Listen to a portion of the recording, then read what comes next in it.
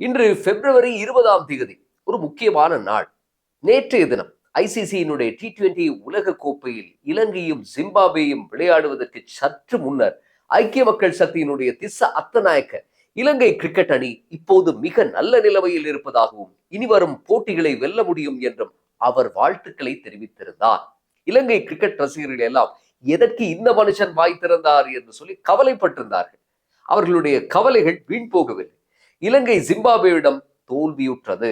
ஒரு விறுவிறுப்பான போட்டியை பார்க்கக்கூடியதாக இருந்தது. இந்த முறை உலகக்கோப்பை T20 போட்டியில் ஜிம்பாப்வே அணி முதல் சுற்றில் எந்த ஒரு போட்டியிலும் தோல்வி காணாமல் சூப்பர் 8 சுற்றை அடைந்திருக்கிறது. அதுல முக்கியமாக ஆஸ்திரேலியாவை தோல்வி காண செய்தது. அது மாதிரி அடுத்து இலங்கை தோல்வி கண்டிருக்கிறது. இப்படி அவர்கள் அடுத்த சுற்றுக்கு தகுதி பெற்றிருக்கிறார்கள் ஒரு பலமான அணியாக. திஸ்ஸ அத்தநாயக்கவினுடைய ஆரூடங்களுக்கு என்று ஒரு மினி வரலாறு இருக்கிறது. உங்களுக்கு தெரியுமா? திஸ்ஸ அத்தநாயக்க முன்பு ஐக்கிய தேசிய கட்சியினுடைய செயலாளராக இருந்தவர். மஹிந்த ராஜபக்ச அரசு மிருக பலத்துடன் இருந்த காலங்களில் எல்லாம் ஊடக சந்திப்பு நடத்தி தாம் இன்னும் சில மாதங்களில் ஆட்சியை பிடிக்கப் போவதாக சொன்னவர் தான் திஸ்ஸ அத்தநாயக்க. எப்படி பிடிப்பேன் என்று மட்டும் அவர் சொல்ல மாட்டார். கடந்த மாகாண சபை தேர்தலில் நாம் 22.45% வாக்குகளை எடுத்திருந்தோம். இப்போது 22.55% வாக்குகளை எடுத்திருக்கிறோம். எமது பலத்தை கண்டு மஹிந்த அரசு அச்சம் கொண்டு ஜனநாயக விரோத செயல்களில் ஈடுபடுகிறது என்று விட்டுவார் பாருங்கள் ஒரு அறிக்கை. அதை காண கண்கோடி வேண்டும். பழைய சிரச தொலைக்காட்சி செய்தி அறிக்கைகளின் வீடியோக்களை தேடினால் இதெல்லாம் ஒருவேளை உங்களுக்கும் கிடைக்கக்கூடும். ஐக்கிய தேசிய கட்சியினுடைய நீண்ட நெடிய தோல்வி பயணத்தை முதுகில் தாங்கிக் கொண்டிருந்த திஸ்ஸ அத்தநாயக்க 2015 ஜனாதிபதி தேர்தலின் போது மஹிந்த ராஜபக்ச பக்கம் தாவி சுகாதார அமைச்சரானார். உலகத்தில் மிக குறைந்த காலம் சுகாதார அமைச்சராக இருந்தவர் திஸ்ஸ அத்தநாயக்க என்பார்கள். 20 நாட்களுக்கும் குறைவான காலங்கள் பதவி வகித்தார் திஸ்ஸ அத்தநாயக்க. அந்தோ பரிதாபம், மஹிந்த ராஜபக்ச தோற்று போனார். எப்படியோ மீண்டும் எங்கிருந்தோ வந்து சஜித் பிரேமதாசவோடு சேர்ந்து கொண்டார் திஸ்ஸ அத்தநாயக்க. அன்று முதல் சஜித் படைத்துக் கொண்டிருக்கக்கூடிய சாதனைகளை தான் நீங்கள் பார்த்து கொண்டிருக்கிறீர்கள். சரி, இப்போது நாம் திஸ்ஸ அத்தநாயக்க என்ற மிக ராசியான கேரக்டரை விட்டுவிட்டு இன்னொரு முக்கியமான விஷயத்துக்கு தாவலாம். நான் ஆரம்பத்தில் சொன்னேன், இன்று பிப்ரவரி 20 மிக முக்கியமான நாள் என்று சொல்லி. அபயராம விகாராதிபதி முருத்தெட்டுவே ஆனந்த தேரர் தலைமையில் 5000 தேரர்கள் கூடும் நாள். ஆரம்பத்தில் 20,000 தேரர்கள் ஒன்று கூடுவார்கள் என்று சொல்லப்பட்டது. இப்போது 5000 குறைந்திருக்கிறது. புத்த சாசனத்துக்கும் பிக்குகளுக்கும் எதிராக யார் குறுக்கே வந்தாலும் எதிர்ப்போம். எமது பௌத்த உரிமைகளுக்காக உயிர் உள்ளவரை போராடுவோம்.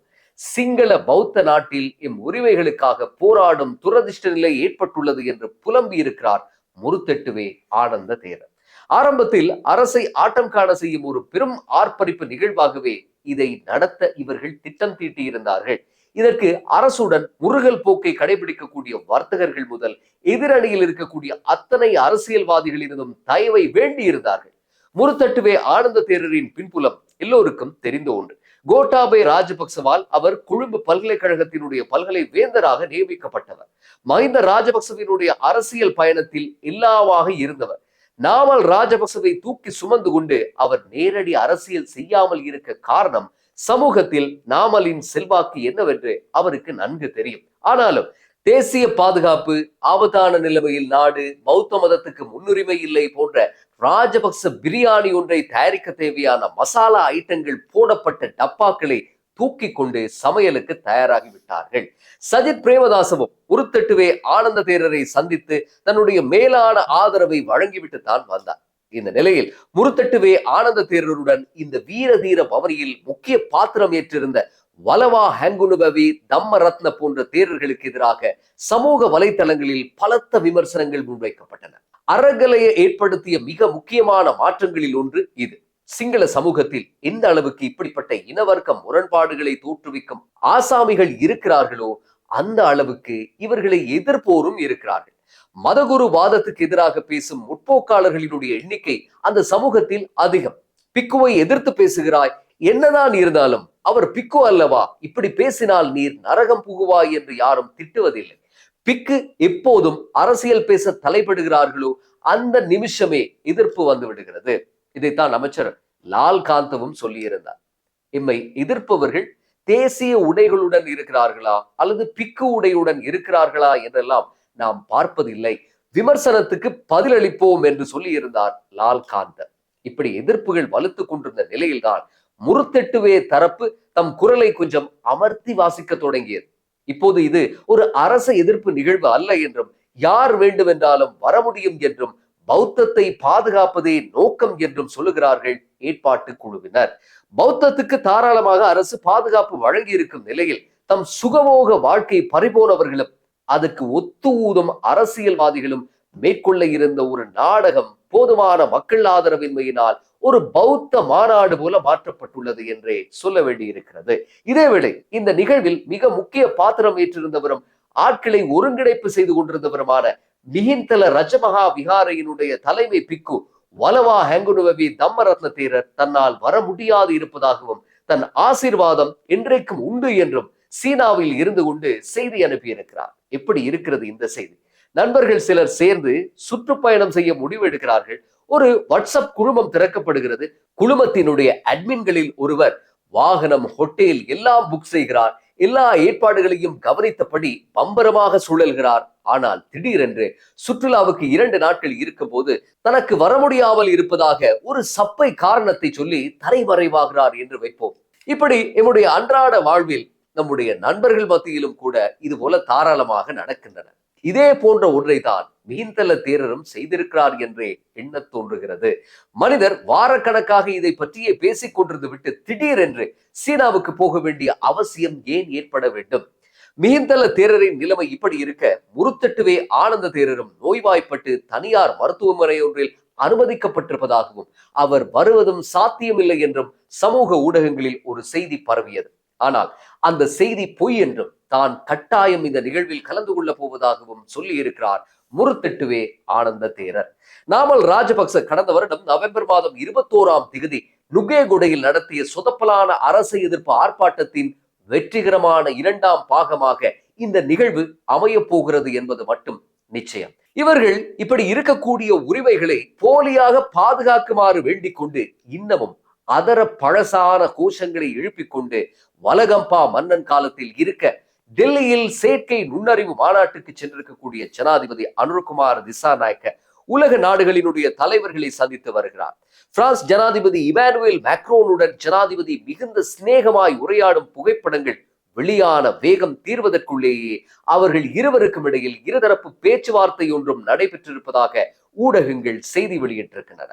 மோடியுடன் ராபோசன், அபுதாபி இளவரசருடன் சந்திப்பு, பிரேசில், பிரான்ஸ், பூட்டான் தலைவர்களுடன் பேச்சுவார்த்தை என்று ஜனாதிபதி சுழலும் வேகத்தை பார்க்கும் போது இவர்களுக்கு சர்வதேச உறவு என்றால் என்னவென்று தெரியுமா என்று கேட்டவர்கள், பொருளாதார வகுப்பு எடுத்தவர்கள், ஆங்கில டியூஷன் எடுத்தவர்கள் இனியும் அதே தலைப்பை சுமந்து கொண்டு வரப்போவதில்லை என்பது மட்டும் தெளிவாகிறது. எரியுதடி மாலா என்றவாறு அவர்கள் இனி எடுக்க போகக்கூடிய பிரச்சார ஆயுதம்தான் இனவாதம். அனுரவுக்கு சர்வதேச நாணய நிதியத்துடன் என்ன பேச தெரியும் என்று கேட்டார்கள். சர்வதேச நாணய நிதியத்தின் மொழி தெரிந்த ஒரே ஒரு தலைவர் ரணில் என்றார்கள். ஆனால் இன்று சர்வதேச நாணய நிதியம் மக்கள் நம்பிக்கையை வென்ற ஒரே அரசாக இந்த அரசு இருக்கிறது என்கிறது. IMF ஒன்றும் கற்பகத்தருவோ பாரி வள்ளலோ அல்ல, கராரான வாத்தியார் அது.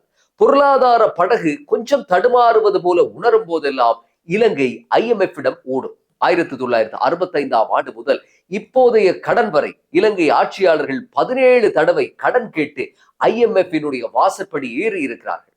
இப்படியான சந்தர்ப்பங்களில் எல்லாம் பொருளாதார ஸ்திரத்தன்மையை பேணுவது எப்படி என்று IMF விரிவுரை நிகழ்த்தும். அரச வருமானத்தை அதிகரிக்க புதிய வரிகளை விதிக்குமாறும் மானியங்களை வெட்டுமாறும் மன்றாடும்.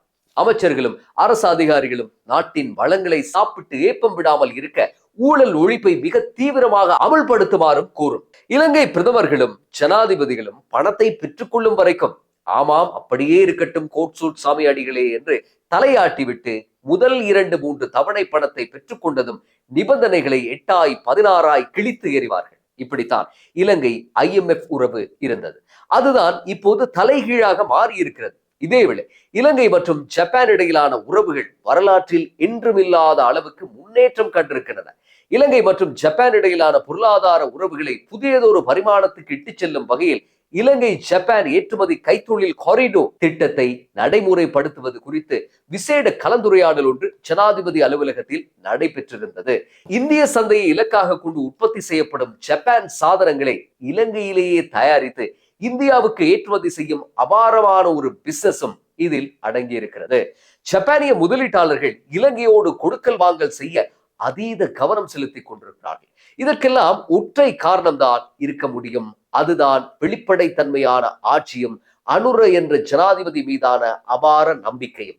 உங்களுக்கு ஞாபகம் இருக்கலாம், ரணில் விக்ரமசிங்க ஜனாதிபதியான போது ஜப்பான் ஓடி வந்து உதவி செய்யும் என்றும் ஐக்கிய தேசிய கட்சி JR காலத்தில் இருந்தே ஜப்பானுடன் நட்பு பேணியது என்றும் ஒரு பட்டோலையே வாசிக்கப்பட்டது. இலங்கையின் கடன் மறுசீரமைப்பு விவகாரத்தில் ஜப்பான் ஒரு உறவு பாலமாக இருக்கும். ஜப்பான் தலைமையை ஏற்று மற்ற நாடுகளுடன் பேசி இலங்கையை கரை சேர்க்கும் என்று பாராளுமன்றத்தில் உற்சாகமாக பேசினார் ரணில்.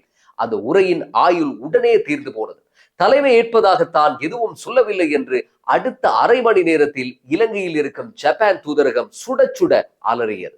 இப்படித்தான் ஜப்பான் அப்போது இலங்கைக்கு பதில் கொடுத்திருந்தது. உண்மையில் ஜப்பான் எப்போதுமே இலங்கையின் இஷ்டமித்திர நாடுகளின் பட்டியலில் முதல் 5க்குள் தான் இருந்தது. கோட்டாபய ராஜபக்ச அதற்கும் ஆப்பு சொருகிவிட்டுத்தான் தப்பி ஓடினார். கடந்த சிறிசேன ரணில் ஆட்சியின் போது ஜப்பான் $2 பில்லியன் செலவில் கொழும்பு மெட்ரோ ரயில் திட்டத்துக்கு உடன்படிக்கை செய்திருந்தது. 2019ஆம் ஆண்டு ஜனாதிபதி தேர்தலில் வென்று ஆட்சிக்கு வந்த கோட்டாபய தன் சிஷ்ய பிள்ளைகளிடம் இது பற்றி அபிப்பிராயம் கேட்டார். அவர்களும் மெட்ரோ ரயிலின் நோக்கமே புரியாமல் இதில் சரக்குகளை கொண்டு செல்ல முடியாது, மொத்தத்தில் இது ஒரு வேண்டாத வேலை என்று சொல்லி சான்று பகர்ந்தார்கள். கோட்டாபயவும் எந்தவித முன் யோசனையும் இன்றி உடனே திட்டத்தை நிறுத்தினார். இந்த சம்பவம் ஏற்படுத்திய சீற்றத்தில் இருந்து இன்னமும் ஜப்பான் மீளவே இல்லை. இதே மாதிரி கட்டுநாயக்க விமான நிலைய புது டெர்மினல் நிர்மாண பணிகளில் ஜப்பானிடம் அன்றைய விமான சேவை அமைச்சர் லஞ்சம் கேட்ட விவகாரமும் கூட அதுபோல ஒன்றுதான். இப்படியான அபத்தங்களால் ஜப்பான் இலங்கையை விட்டு வெறுண்டோடி இருந்தது. இதோ இப்போதுதான் உறவுகள் மீண்டும் துளிர் விடுகின்றன. பொருளாதாரம் மீண்டு கொண்டிருக்கிறது. சர்வதேச உறவுகள் புதுப்பிக்கப்படுகின்றன. இனவாதம் இனி நம் நாட்டில் தேசத்தில் தோற்று போகட்டும். நாடு புது பொலிவு பெறட்டும். மீண்டும் அடுத்த பதிவில் சந்திப்போம். நன்றி.